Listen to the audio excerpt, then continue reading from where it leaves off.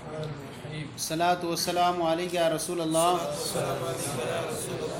الصلاۃ والسلام علیک یا نبی اللہ، الصلاۃ والسلام علیک یا حبیب اللہ، وعلی آلک و اصحابک یا نور اللہ، صلی اللہ تعالی علیہ وسلم۔ کل آپ کے سامنے ایک چیزیں بیان کی گئی کہ خبر واحد کو پیش کیا جانا کتاب اللہ پر، کتاب اللہ پر جب پیش کی جائے خبر واحد کو اور کتاب اللہ کے جب سامنے آئے تو مخالف نکلے کتاب اللہ کے، تو ایسی صورت میں جو ہے کتاب اللہ پر عمل کیا جائے گا اور خبر واحد کو جو ہے وہ چھوڑ دیا جائے گا۔ وہاں پر چار چیزیں آپ کے سامنے ایک چیز بیان کی گئی تھی کہ خبر واحد پر عمل کے لیے کتنی شرطیں ہیں؟ 8 شرطیں ہیں۔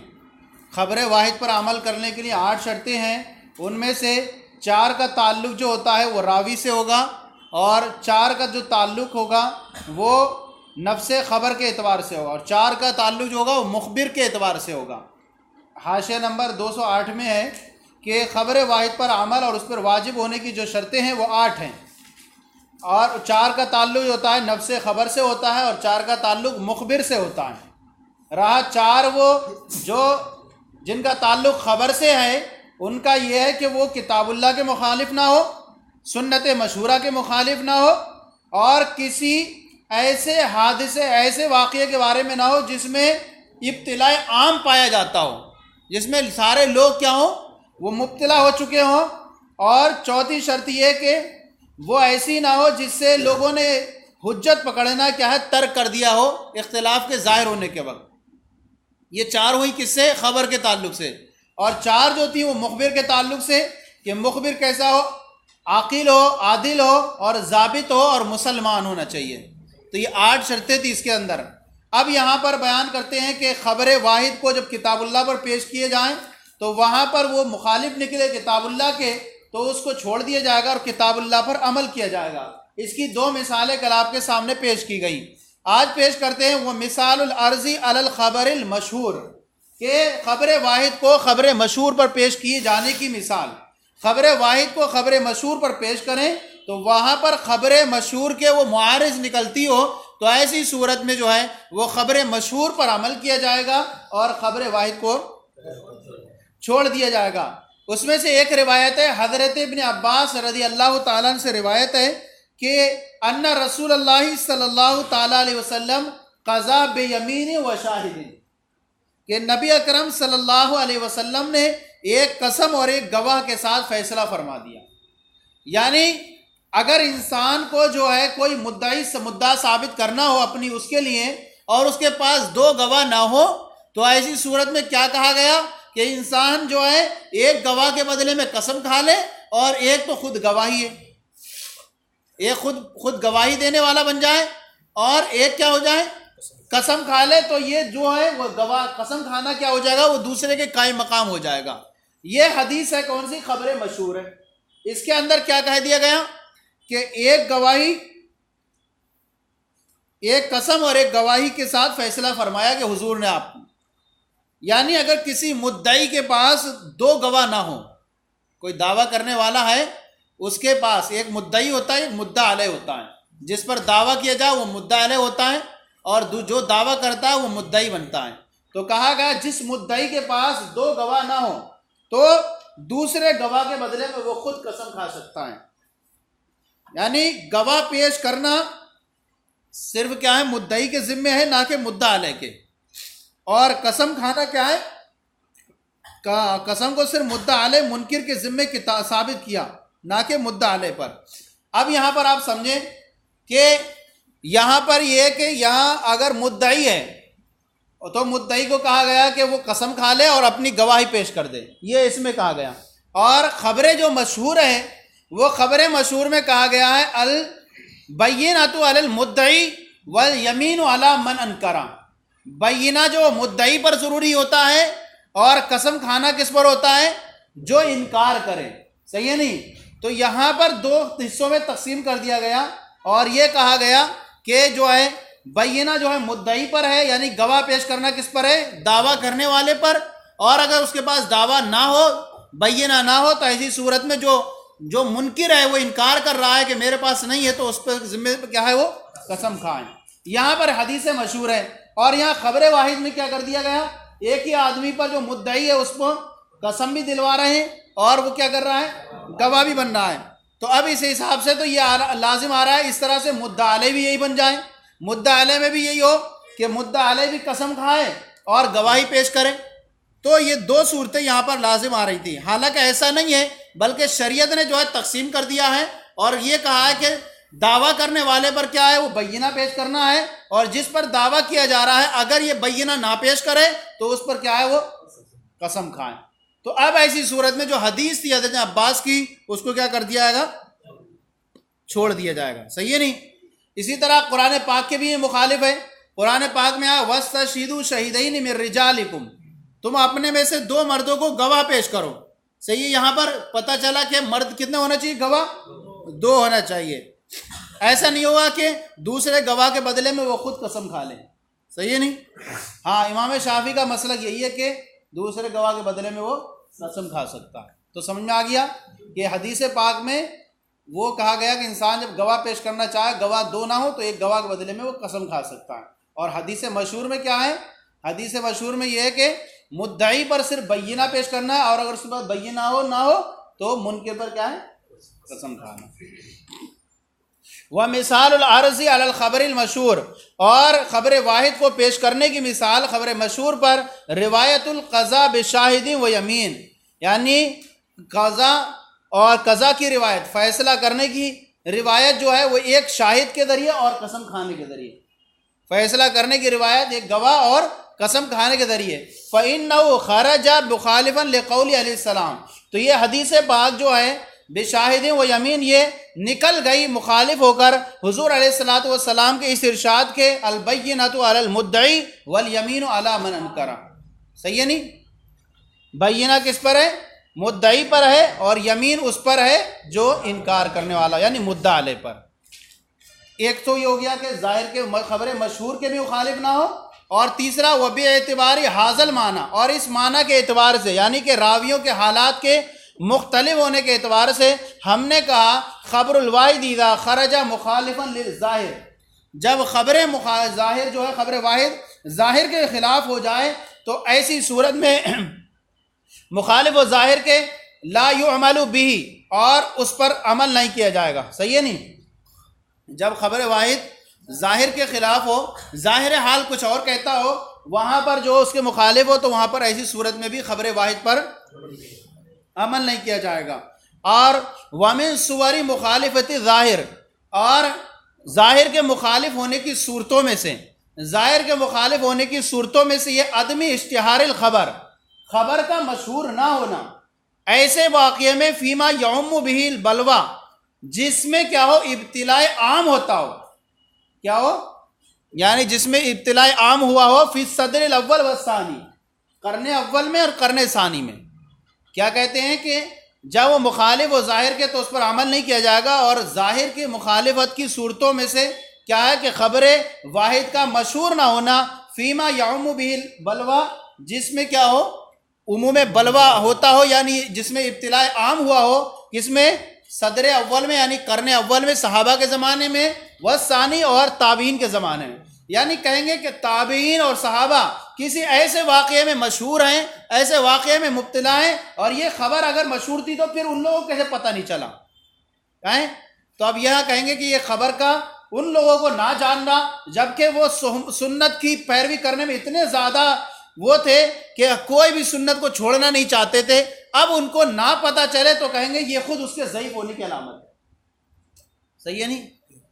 تو ترجمہ سمجھ میں آ گیا کہ ظاہر کے مخالفت کی صورتوں میں سے یہ ہے کہ اس خبر کا مشہور نہ ہونا اس میں جس میں ابتلاء عام ہوتا ہو, جیسے صدر اول میں, جیسے صحابہ کے زمانے میں اور تابعین کے زمانے میں. لِأَنَّهُ لَا يُتَّهَمُونَ بِالتَّقْصِيرِ فِي مُتَابَعَةِ السُّنَّةِ, اس لیے کہ انہیں سنت کی پیروی کرنے میں کسی کوتاہی کے ساتھ انہیں تہمت نہیں لگائی جا سکتی, کہ سنت کی پیروی کرنے میں انہیں کوئی تاہی کے ساتھ متہم نہیں کیا جا سکتا کہ وہ سنت کی اتنی پیروی کیا کرتے تھے کہ وہ چھوٹی سی چھوٹی سنت کو بھی نہیں چھوڑا کرتے تھے۔ اب ان کے زمانے میں یہ ایسی کوئی حدیث بیان کر رہا ہے جو ظاہر حال کے مخالف ہے، تو اب کہیں گے کہ یہ حدیث کیا ہے؟ خود ضعیف ہے، صحیح ہے نہیں؟ کیونکہ وہ جو ہے سنت کی پیروی کرنے میں کوتاہی کے ساتھ متہم نہیں ہو سکتے۔ فَإِذَا لَمْ يَشْتَهِرِ الْخَبَرُ، تو جب خبر یہ حدیث جو ہے مشہور نہیں ہوئی، مَا شِدَّةِ الْحَاجَةِ، حالانکہ وہ اس کی کیا تھے؟ بہت زیادہ ان کو ضرورت تھی، وَعُمُومِ الْبَلْوَى، اور ساتھ ہی ساتھ ابتلاء عام بھی ان کا پایا گیا، وہ سب اس طرح کے کام کر رہے ہیں، کَانَ ذَلِكَ عَلَامَةَ عَدْمِ الصِّحَةِ، تو یہ مشہور نہ ہونا حدیث کا یہ علامت ہوگا اس حدیث کے صحیح نہ ہونے کی، صحیح ہے نہیں؟ اب یہ علامت کون سا؟ یہ آپ نے تیسری مثال پڑھ لی کہ ظاہر کے بھی وہ مخالف نہ ہو، اور ایسے حالات میں کہ وہ خبر کا مشہور نہ ہونا، اس میں جس میں ابتلاء عام پایا جاتا ہو، صدر اول میں، قرن اول میں اور قرن ثانی میں، اور اس لیے کہ وہ صحابہ کرام کو سنت کی پیروی کرنے کے معاملے میں تہمت کے ساتھ متہم نہیں کیا جا سکتا، تو جب خبر مشہور نہیں ہوئی، حالانکہ وہ اس کے سخت محتاج تھے اور ابتلاء عام بھی پایا جاتا تھا، تو اس بات کی یہ ہونا، یہ کیا ہوگا؟ خبر کا مشہور نہ ہونا یہ علامت ہوگا اس حدیث کے صحیح نہ ہونے کی۔ مثال کے طور پر حضرت ابو ہریرہ رضی اللہ تعالیٰ عنہ سے روایت ہے کہ حضرت ابو ہریرہ رضی اللہ تعالیٰ عنہ کی حدیث ہے کہ کان النبی صلی اللہ تعالیٰ علیہ وسلم یجہر بسم اللہ الرحمن الرحیم فی الصلاۃ، کہ حضرت ابو ہریرہ سے روایت ہے کہ نبی اکرم صلی اللہ علیہ وسلم نماز میں بسم اللہ الرحمن الرحیم جہر سے پڑھا کرتے تھے۔ یہ یہاں پر اس کو لکھ لیں مثال کو، تاکہ آسانی رہے آپ کو کہ یہاں پر مثال کیا پیش کرنا ہے ظاہر کے مخالف ہونے کی۔ تو کان النبی صلی اللہ علیہ وسلم یجہر بسم اللہ الرحمن الرحیم فی الصلاۃ، یعنی حضرت ابو ہریرہ سے روایت ہے کہ نبی کریم صلی اللہ علیہ وسلم بسم اللہ الرحمن الرحیم نماز میں زور سے پڑھا کرتے تھے۔ اب دیکھیے یہ حدیث پاک ہیں، اب یہ حدیث پاک یہ مشہور ہے کیوں نہیں؟ اب یہ کہہ رہے ہیں کہ صحابہ اکرام کے زمانے میں مشہور ہوئی کیوں نہیں ہوئی؟ وہ صحابہ جو 5 وقت نمازوں میں حاضری دیا کرتے تھے، ہر وقت نبی کے ساتھ رہا کرتے تھے، کہا انہوں نے کبھی سنی نہیں سنی؟ انہوں نے کہیں روایت نہیں کیا اس حدیث پاک کو کہ حضور صلی اللہ علیہ وسلم نماز میں زور سے بسم اللہ الرحمن الرحیم پڑھتے تھے؟ تو اب اس ابتلاء عام تھا سارے صحابہ کا، کسی صحابی سے اور مروی نہیں کہ وہ روایت کرتے ہوں کہ حضور نماز میں زور سے عام بسم اللہ پڑھ رہے ہوں۔ تو اب صحابہ کرام جو سنت کی پیروی کرنے میں اتنے زیادہ بہت زیادہ کیا کرتے تھے؟ کوتاہی نہیں کرتے تھے، تو اب ایسے عالم میں جو ہے کسی صحابی سے مروی نہ ہونا اور سارے صحابہ کے اس میں ابتلا ہونا کہ کوئی بھی اس کو پڑھ نہیں رہا ہے، تو آپ کہیں گے کہ نماز میں بسم اللہ اگر حضور زور سے پڑھتے تو صحابہ اس پر ضرور عمل کرتے۔ حالانکہ حضرت انس رضی اللہ تعالیٰ سے روایت ہے کہ میں نے رسول اللہ صلی اللہ علیہ وسلم، حضرت ابو بکر، حضرت عمر اور عثمان کے پیچھے نماز پڑھی، کبھی بھی کسی کو بسم اللہ زور سے پڑھتے نہیں دیکھا۔ حضرت انس فرماتے ہیں کہ میں نے کسی کو بھی بسم اللہ زور سے پڑھتے ہوئے نہیں دیکھا، لہذا جہرن جو بسم اللہ پڑھنے والی جو حدیث ہوگی وہ کیا کر دی جائے گی؟ ترک کر دی جائے گی، صحیح ہے نہیں؟ لہذا امام اعظم کے نزدیک ہر نماز میں، خواہ وہ سری ہو کیا وہ جہری ہو، ہر نماز میں بسم اللہ کیسے پڑھی جائے گی؟ آہستہ پڑھنا مسنون ہے۔ جبکہ امام شافعی کے نزدیک یہ ہوگا کہ جہری نمازوں میں بسم اللہ جہر سے اور سری نمازوں میں سر سے پڑھنا کیا ہوگا؟ صحیح ہے نہیں؟ یہ ہو گئی ظاہر کے خلاف۔ اچھا، کبھی ایسا ہوگا کہ خود راوی کا عمل ہی جو ہے اس حدیث کے خلاف ہو جائے، کیا ہو جائے؟ راوی کا عمل ہی خود اس صحیح حدیث کے خلاف ہو جائے، کہ راوی کا عمل خود روایت کردہ حدیث کے خلاف ہو جائے۔ جیسے آپ نے پیچھے مثال پڑھی، ایم امرأۃ نکحت بغیر اذن ولیہ فنکاحها باطل باطل، یعنی جو عورت بغیر ولی کی اجازت کے بغیر نکاح کر لے تو اس کا نکاح کیا ہے؟ باطل ہے۔ اس حدیث کی روایت کرنے والی حضرت عائشہ صدیقہ ہیں، اور خود ان کا عمل خود اس حدیث کے خلاف ہے۔ خود وہ اپنے بھائی عبد الرحمن جب وہ شام چلے گئے تجارت کے لیے، تو انہوں نے ان کی بیٹی جو ہے اپنی بھتیجی جس کا نام تھا حضرت حفصہ، ان کا نکاح جو ہے والد کی موجودگی کے بغیر جو ہے انہوں نے خود سے کر دیا۔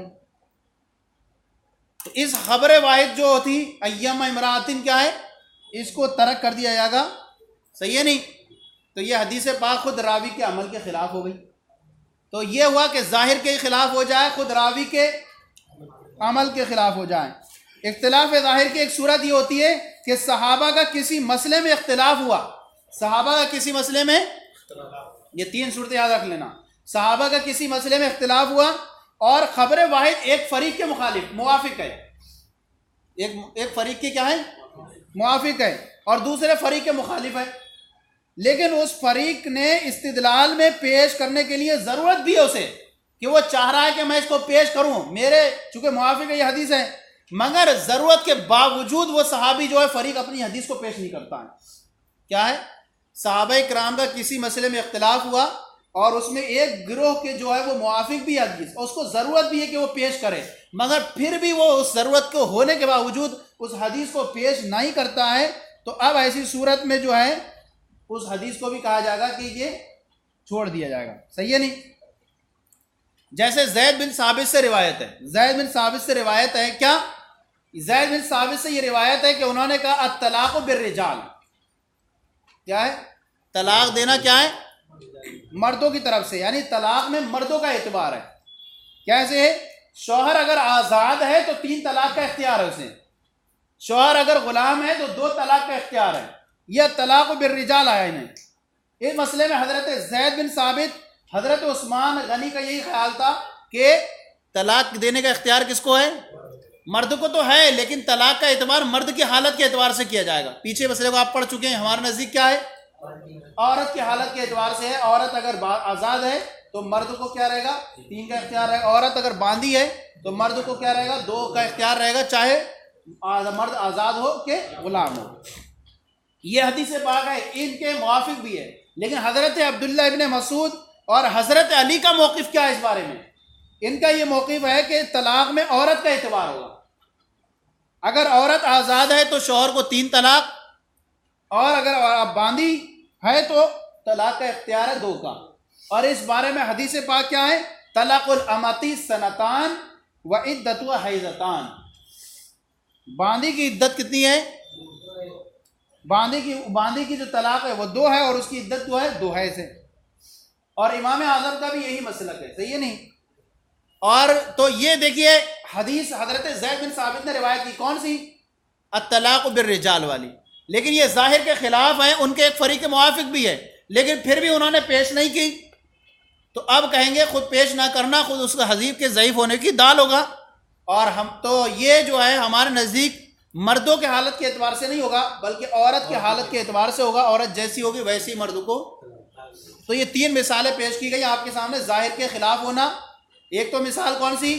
کہ حضور صلی اللہ علیہ وسلم نماز میں جہر سے پڑھا کرتے تھے بسم اللہ، اور دوسری یہ خود راوی کے عمل کے خلاف ہو جائے، جیسے ایما امرات نکحت بغیر اذن ولیہ، اور تیسرا یہ کہ صحابہ کرام کا اختلاف ہوا کسی مسئلے میں اور اس میں 2 گروہ ہو گئے، اور حدیث ایک گروہ کے موافق ہے، اور پھر بھی وہ جو ہے ضرورت بھی اس کو پیش کرنے کی، پھر بھی وہ اس کو پیش نہیں کرتا ہے، تو کہیں گے کہ اس حدیث کے ضعیف ہونے کی یہی علامت ہوگی۔